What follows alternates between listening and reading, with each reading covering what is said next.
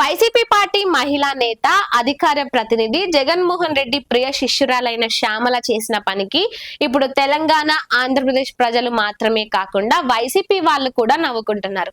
అయితే నార్మల్ గా మనం ఎక్కడైనా నిరసన తెలపాలంటే ఎక్కడ తెలుపుతాము?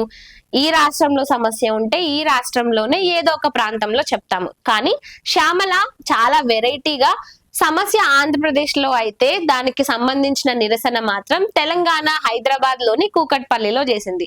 అంటే కరోనా టైంలో మనం చూసాము, నార్మల్ గా సాఫ్ట్వేర్ ఎంప్లాయీస్ కానీ లేకుంటే వేరే కంపెనీస్ కి సంబంధించిన వాళ్ళు కానీ కరోనా టైం కావడంతో వాళ్ళు వర్క్ ఫ్రమ్ హోమ్ చేశారు. అంటే అక్కడికి హైదరాబాద్ లో కానీ బెంగళూరులో కానీ పూణేలో కానీ అక్కడికి వెళ్ళి వర్క్ చేసే ఆప్షన్ లేక వర్క్ ఫ్రమ్ హోమ్ చేశారు. కానీ సేమ్ అదే పద్ధతిలో శ్యామల వర్క్ ఫ్రమ్ కూకట్పల్లి చేసిందంటూ ఇటు వైసీపీ నేతలు కూడా శ్యామలపై జోకులు వేసి నవ్వుకుంటున్నారు.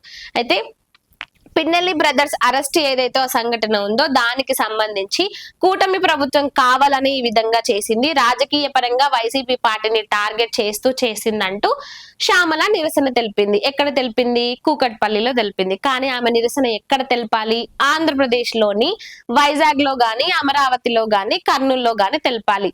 ఎందుకు వైజాగ్, అమరావతి, కర్నూలు అంటూ ఈ మూడు పేర్లనే అంటున్నాను అనుకుంటున్నారా?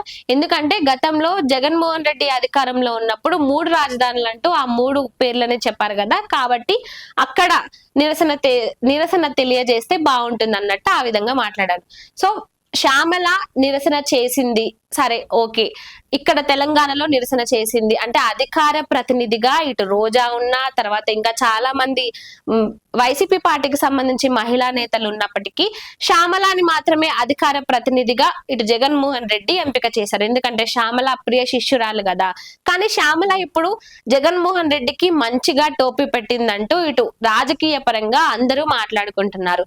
ఎవరైనా నిరసన తెలపాలంటే అక్కడికి వెళ్ళి అక్కడ తెలుపుతారు. కానీ ఈ విధంగా వర్క్ ఫ్రమ్ కూకట్పల్లి అంటూ ఈ శ్యామల నిరసన తెలిపిన విధానానికి, అంటే ప్లకార్డులు పట్టుకొని నిరసన తెలిపిన విధానం ఏదైతే ఉందో దానిపై ఇప్పుడు రాజకీయ పరంగా అందరూ కూడా మాట్లాడుకుంటున్నారు.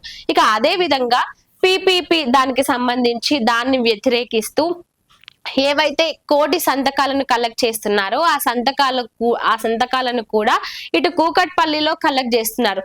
అంటే ఎందుకు తెలంగాణలో గతంలో చంద్రబాబు నాయుడు అరెస్ట్ అయినప్పుడు చంద్రబాబు నాయుడు అరెస్ట్ కి సంబంధించి ఇటు తెలంగాణలో ఉన్న టీడీపీ నేతలు గాని టీడీపీ కార్యకర్తలు గాని నిరసనలు ఇవన్నీ తెలిపితే అప్పట్లో కేటీఆర్ ఏమని మాట్లాడారు? ఇక్కడ తెలంగాణలో అలాంటివి ఏవి చేయొద్దు, తెలంగాణ బ్రాండ్ ఇమేజ్ ను చెడగొట్టొద్దు అంటూ గతంలో చంద్రబాబు నాయుడు గురించి కేటీఆర్ మాట్లాడారు. మరి ఇప్పుడు అదే బ్రాండ్ ఇమేజ్ ఎక్కడ వెళ్ళింది? అంటే ఇప్పుడు దీని గురించి కేటీఆర్ మాట్లాడడా అంటే టీడీపీ నేతలు విమర్శలు వ్యక్తం చేస్తున్నారు. శ్యామల ఇలాంటి నిరసనలు గాని ఇవన్నీ ఉంటే వెళ్ళి ఆంధ్రప్రదేశ్ లో చేసుకోవాలి గాని తెలంగాణలో చేయడం ఏంటి అంటూ ఇటు తెలంగాణకు సంబంధించిన వాళ్ళు మాట్లాడుతున్నారు. ఇక ఈ నేపథ్యంలోనే ఇటు శ్యామల ఇవి ఏవైతే సంతకాల సేకరణ ఉందో ఆ సేకరణకు సంబంధించి వాటిని కూడా ఇటు తెలంగాణలోని టీడీపీ పార్టీకి సంబంధించి అంటే తెలంగాణలో ఉన్న ఆంధ్ర వాళ్ళకి సంబంధించి ఆ సంతకాల సేకరణ కూడా చేశారు. ఇక మరి ఆ సంతకాలు ఎంతవరకు వచ్చాయా లేదా అనేది తెలియదు. కానీ మొత్తానికైతే శ్యామల జగన్మోహన్ రెడ్డి ప్రియ శిష్యురాలు అయినప్పటికీ కూడా జగన్మోహన్ రెడ్డికి టోపీ పెట్టిందంటూ జగన్మోహన్ రెడ్డికి ఈ విధంగా అవ్వాల్సిందే.